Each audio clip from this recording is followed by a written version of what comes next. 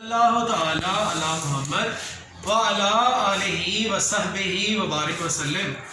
Students, हमने numerical income tax का वो स्टार्ट किया है और उसके रूल्स जो है वो हम पढ़ रहे हैं पिछले कुछ लेक्चर से। आज जो है वो कल हमने कुछ प्रैक्टिस की अपने रूल्स की और आज फर्दर कुछ रूल्स जो है वो स्टडी करते हैं।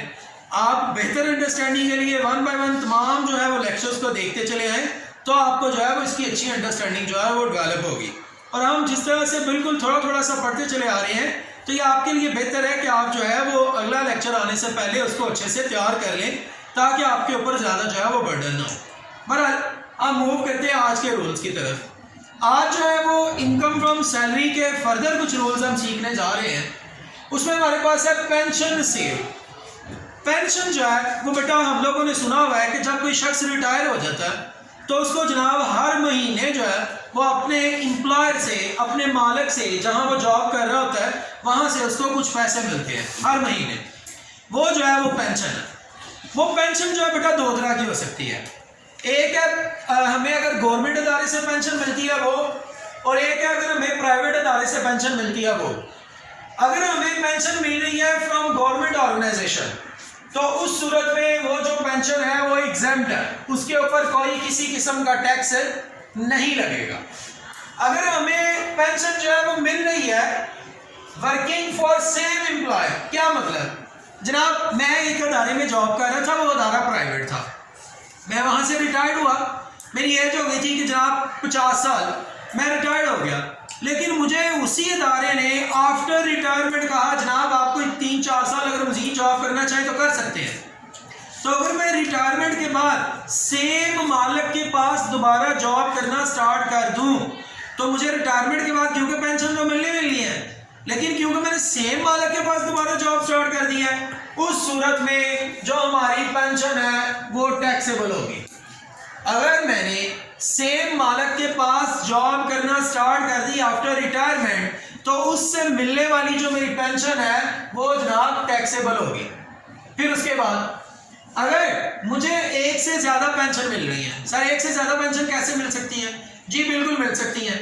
आपने क्या किया, एक जगह जॉब कर रहे थे, आपकी जब उम्र 40 साल तक पहुंची, उनका रूल था उन्होंने आपको जो है रिटायर कर दिया या आपने खुद रिटायरमेंट ले ली, तो आप क्योंकि रिटायर हो चुके हैं, 40 साल एक जगह जॉब की थी, उसके बाद आपने जनाब दूसरी जगह मूव किया, वहां पर आपकी जब प्रॉपर जॉब स्टार्ट हुई वहां पर आपने मजीद को 5 साल 10 साल जॉब किया और उसके बाद आप वहां से भी रिटायर्ड हो गए। एक जगह जहां से पहले रिटायर्ड हो गए थे वहां से भी आपको पेंशन मिल रही है, आप दूसरी जगह से रिटायर्ड हुए हैं वहां से भी आपको पेंशन मिल रही है। तो जब आपको at the same time 2 pension मिल रही हो तो मेरे भैया जो हायर वाली पेंशन है वो एग्जेम्प्ट होती है, हायर वाली पेंशन एग्जेम्प्ट होती है, और जो लोअर पेंशन होगी वो आपकी टैक्सेबल होगी।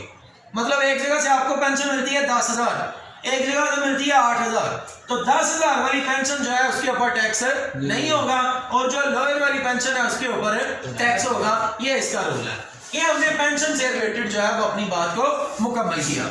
मजीद बात को आगे बढ़ाते हैं। हमारे पास है ग्रेजुटी और कम्यूटेशन ऑफ पेंशन।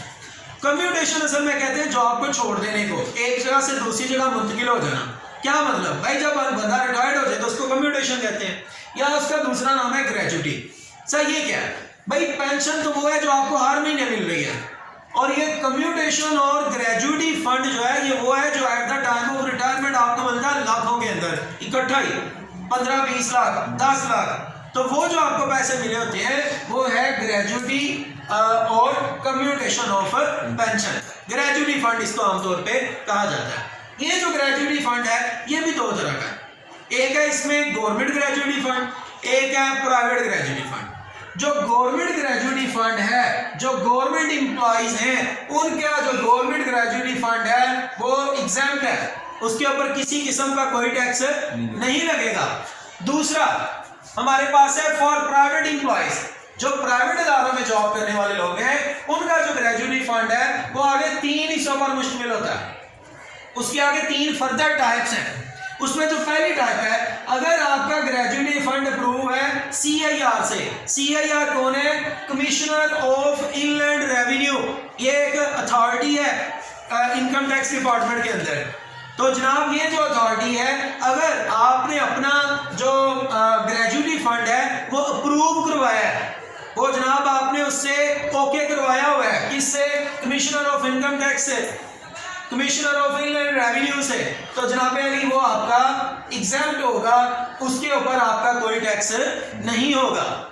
और अगर आपका ग्रेजुएटी फंड जो है वो अप्रूव्ड है फ्रॉम एफबीआर, एफबीआर कहते हैं मेरे भैया फेडरल बोर्ड ऑफ रेवेन्यू, अगर आपका जो ग्रेजुएटी फंड है वो अप्रूव्ड एफबीआर से है, उस सूरत में आपने क्या करना है, वो जितना भी है आपका ग्रेजुएटी फंड होगा जो अप्रूव हुआ है एफबीआर से, आपने उसकी रकम लिखनी है और उसमें से आपको माइनस करने की इजाजत है अप टू 3 लाख। टोटल जितना भी आपने फंड अप्रूव करवाया ग्रेजुएटी फंड एफबीआर से, उसकी अमाउंट लिखे और उसमें से कितना आप माइनस कर सकते हैं, 3 लाख रुपए तक आप माइनस कर सकते हैं। बाकी जो बचेगा उसके ऊपर टैक्स होगा। सर अगर बाकी बचे ना तो अच्छी बात है, टैक्स नहीं है, और अगर बाकी बचा तो जितना भी बचा उसके ऊपर टैक्स होगा।